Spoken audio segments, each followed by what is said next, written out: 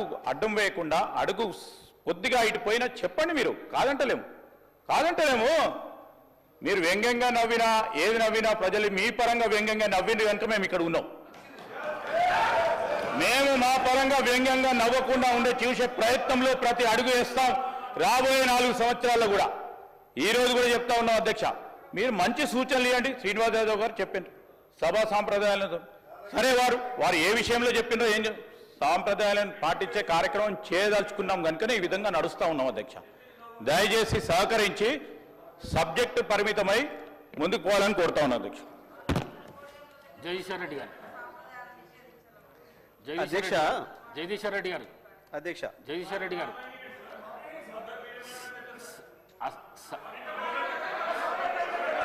జగదీశ్వర్ రెడ్డి గారు జగదీశ్వర్ రెడ్డి గారు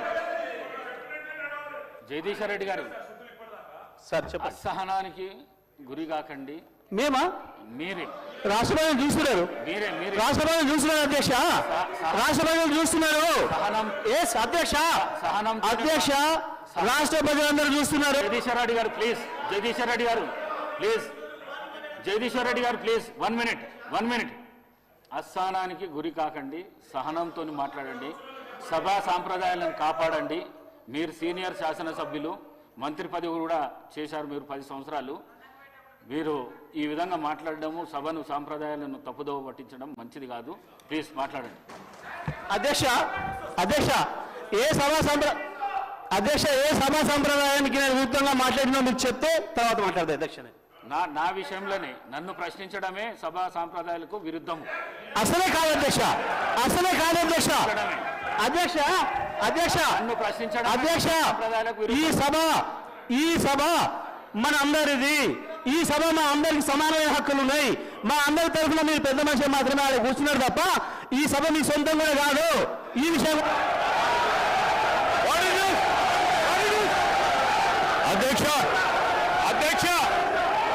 అధ్యక్ష వారు మాట్లాడిన ప్రతి పదం వెనుకకు తీసుకోవాల్సిందే. ఈ రోజు చేరి దూషించిన సందర్భంలో వారు క్షమాపణ చెప్పాల్సిందే అధ్యక్ష. ఆంకారంతో మాట్లాడకూడదు అధ్యక్ష. క్షమాపణ చెప్పాల్సిందే. ఈ రోజు చైర్ పైన దూషణలు చేస్తూ బెదిరించే కార్యక్రమం చేస్తూ ఈ రోజు వారు చేసిన మాటలు విషయంలో తప్పకుండా జగదీశ్వర్ రెడ్డి గారు వారి పార్టీ పూర్తి స్థాయిలో క్షమాపణ చెప్పాల్సింది అధ్యక్ష.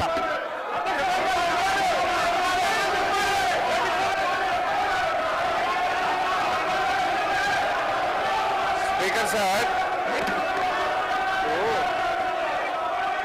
శ్రీధర్ బాబు గారు ఆ మాట వినండి. జగదీష్ రెడ్డి గారు ఏం తప్పు మాట్లాడిండ్రు? సభలో అందరు సభ్యులకు సమానమైన హక్కు ఉంటుంది. సభ అంటే ఒక కాంగ్రెస్ పార్టీకు, సభ అంటే ఒక ప్రభుత్వానికి సంబంధించింది కాదు. ప్రతిపక్ష శాసనసభ్యులకు కూడా సమానమైన హక్కు ఉంటుంది అని చెప్పి జగదీష్ రెడ్డి గారు అన్నారు. దాంట్లో ఎంత మాత్రం జగదీశ్వర్ రెడ్డి గారు